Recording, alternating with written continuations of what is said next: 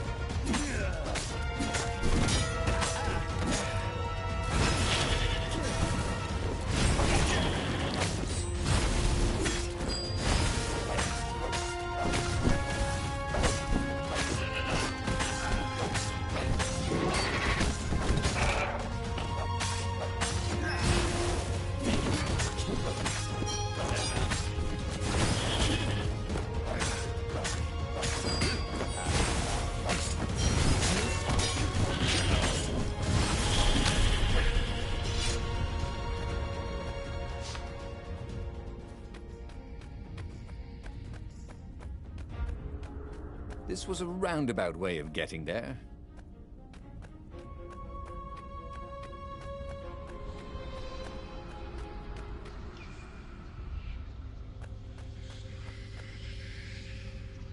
As he held the radiant icosahedron, Renato felt queasy, like dozens of tiny worms were nibbling his insides. It wasn't healthy to be so close to the eye of a god. How could he use it? He could take it to the observatory. The scientists there could tell him how to harness its ancient power. But honestly, Renato ached to get away from it. He brought the core back with him to the Farfarer. But honestly, Renato ached to be rid of it. Tell you what, said Lupino. I'll take it to the observatory. You attack the Imperial outpost. The Imperial outpost was a vital communications node. Taking it could shatter the Empire's ability to coordinate. And it would be full of secret plans and maps and maybe even rebel prisoners. It was a good target for a hero like Renato. But what if Lupino got the core and then broke it, or lost it, or worse? Was Renato ready to take that risk? Maybe it was better if he brought the core to the scientists himself. Trust me, Renato, you won't regret this. I'll treat the core like it was my own baby daughter.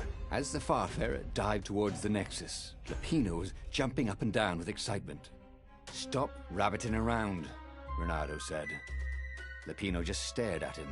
The moment the ship landed, Lupino leapt off the ship.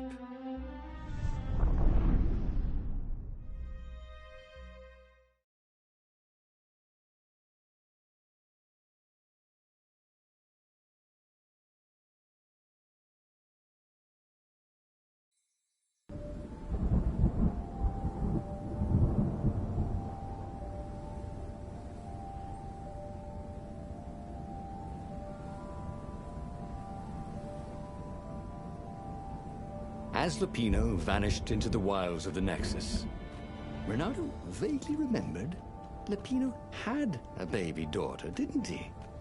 And he told her mother he was going out to get some Easter eggs, and he'd never come back. But Renato was relieved not to carry the core anymore. He was already feeling better. And who knows, maybe this time Lupino would get it right. And if Renato could take the outpost, he'd have access to all the Empire's communications in this sector. Right? Building these platforms was so expensive, they'd run out of budget for guardrails.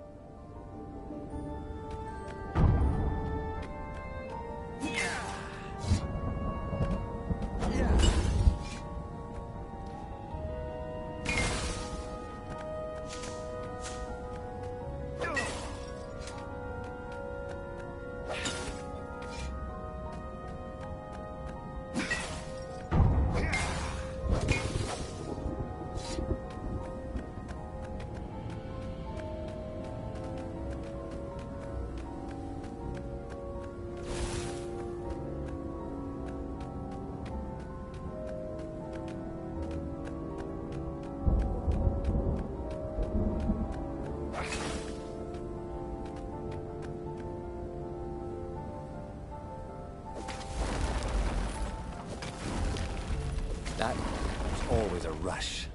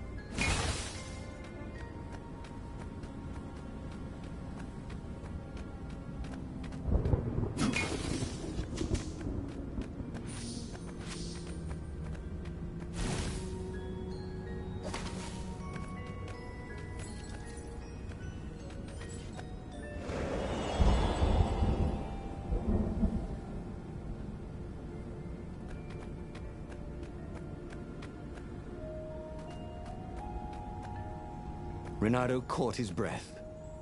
His joints still hurt, but he couldn't feel the poison in his system anymore. He'd let the armature slip out of his hands to save his friend Lupino. Of course he had to let Lupino take the core. The rebellion needed every man doing his duty.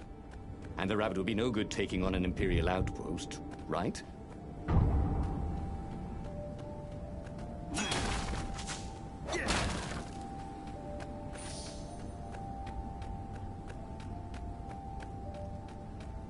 A crafting bench. Renato wondered what he could make with it.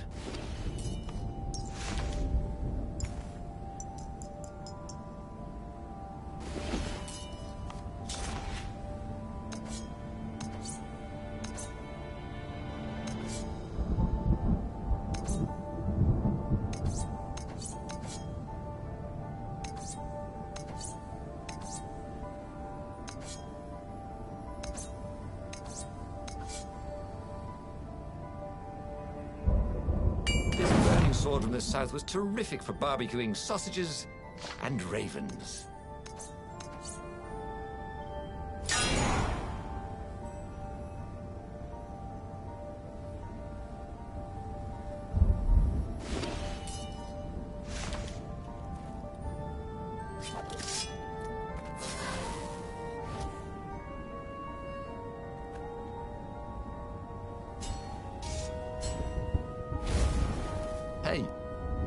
Hey, I'm a firefox, thought Renato.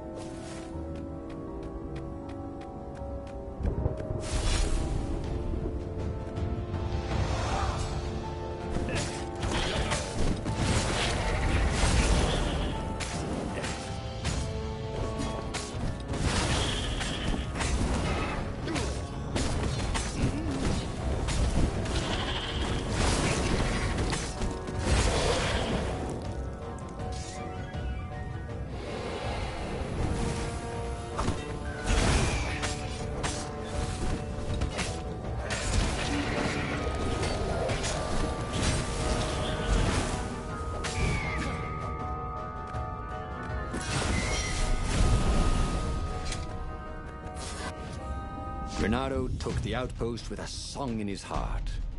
Soon, he was stuffing his sack with key messages from and to the fleet. One message caught his attention. A high priority order has been given by the Emperor himself to locate something called the Iblis Stone. It was somewhere on a desert island. Renato had a bad feeling about this. Iblis was the name of one of the lost gods. If the Emperor was diverting ravens to search for it, maybe he should try to find it first. Then the Farspeaker Toad chortled a new message. The observatory had been sacked by ravens. Lapino and all the scientists had been taken to the mountains. Why? Why had he trusted Lapino again? And now the Empire had the core. Renato hailed the rebel base to warn them. But their Farspeaker didn't crouch back. Was the base under attack too?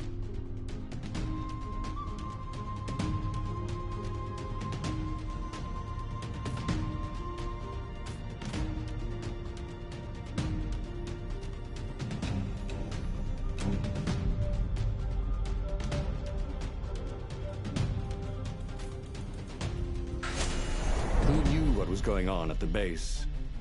But he knew what the ravens would do to Lapino if Renato didn't rescue him fast. What are old friends for, if not to need rescuing every few days?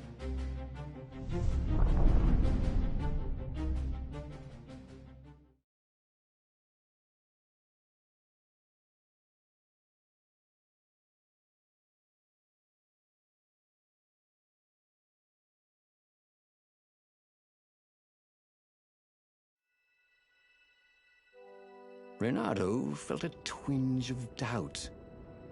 Should he have gone to the base? No. Logically, wherever they'd taken Lapino was probably where they took the core, right? Oh, why couldn't Lapino have just, for once, not got himself captured?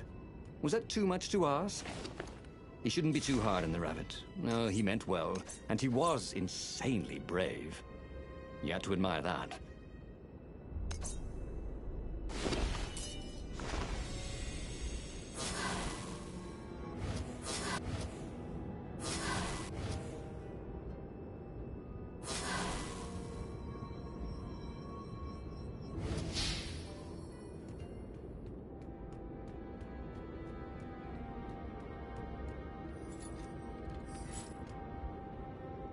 What were these poles, exactly? Parking meters from the time of the lost gods?